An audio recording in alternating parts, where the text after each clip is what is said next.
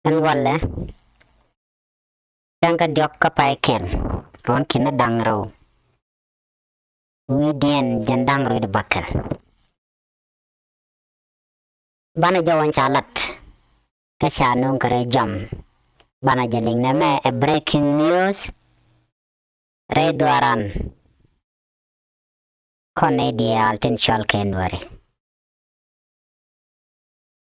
jawa me teka dia karwan ti lakon kala nawan na me bela update nyong community nyong indeed chala do nene latken no biken kir mayardit biken del watch we kwam minyono ka jaron kin dangro jandang red bakala me ka jama chala dan wale changa doga pa kel ron dan ala ron kin dangro jandang red bakal kala no be dor be kana lat viva spele ayo viva ka jo chalat gwa seme wa share ala kan wo biken deni SSPDF bikin gadil yuan match. Na me amila rodan tadine. Chala da kana wona ne kokore di. We are ready. We plan already. Mijidot execution karwada. Lat kanen wo chine mandana chitwo man chalat. Rey lal. Nun lal. Kalau nuerlan. Kani chine ling. Kani juga no congratulations. Namanta chala men benelat kabialing yen wardial wi mon kelu ango dora kapanya jiar baga jadi celebrate bene jagalor kejan kume jangkana jangan kondiale ko kon target gon kondiale content kapanya jiar larga je anwardial ngani kan dit no viva aspelayo viva fin Dr. Machar ka fin acting chairman oyet viva chikan jo ma jikana lat kana tam ko koredi ko bine korbine tok kon comment ma lar kana gwano de kan gwada dan tini tende kana mak kan kula do ne shinda me chabu wonyam beneiro dari aleka ke jenera turi aleka bo lo bialing ne de ka gwadan be na me repon mi kana lat me de yendi ala dil liang jo me mi chala deken ler de dian shanyo lat daru shal ke me duk civilian ke ne konti duk chika panic ke liang den jano kume SPLIO bawere which we need where they meet in continent they need SSPDF bagni wo joira keduk kanti chukum SPLIO chikan jawkul to benone yin wadi ala content keduk kanti terambiye biye nyot terambiye tia ko yen chate reading titi ramu mena civil ran New Lora Bang, Mishima, Dick can road a matkaman le road. She just feel like a jogano. Kunaya sure no terambamba tiapaya. Quakun can you kundial take a year.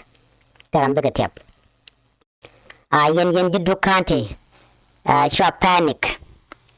Try good no tame talk a year. Lorian. Connecting Gurko. Kidini SSPD of Dini Jane. Which is Jaram Kel Kedi Jane, Mumadir Kajan. Kalar no tell a quack. King Ranta Banang. A dinas Pilayo, a winnakan to content and your white army. Taramabudung Ranbina. Korana Kel Kokon con with a condial. Korame, Koran Kajang, can a Koran K. Dinike, Kel.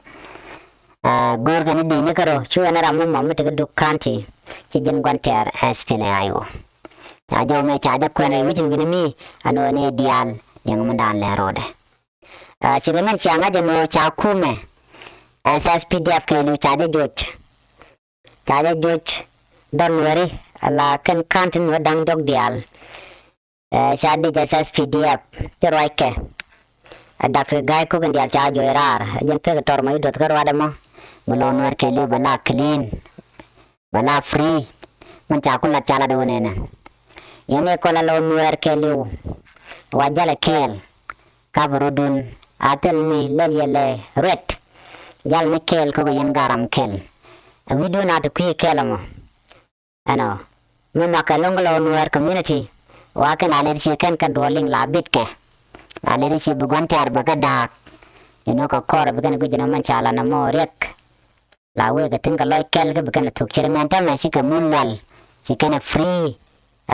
che chalwar ta man munlal man ti dot balawo na man chalat ana ci kor ka ci la tere mondan konware kora ko ter ne re jani a ko dangare jani ko kare nyalla boktini yerkan gat me sing dong da bagwa badap ko gan dong ke di form chala do no mon wer dial mite kon wa tera chala ter munal awaja ter ne dor shal kamo e jongle kana panal gwa dan te jore guten awa ter mun tani awaja ter mun jani a chala ter doran kon wer no mo cha to wer dial ko de jeling chajo chanyo utum ban yo nene jin wer der nayo malado te gan wer te chunkel ke Dr. Machar ya kan wer chunkel ke bon ga ken wajin bene e ka jame te jimo nwara kel te lo rare Machar ki ran mu ramte dor koran kele wo bene dial konten chunkel ga jang bu del jen mi se jiram chunga jang angu mete ga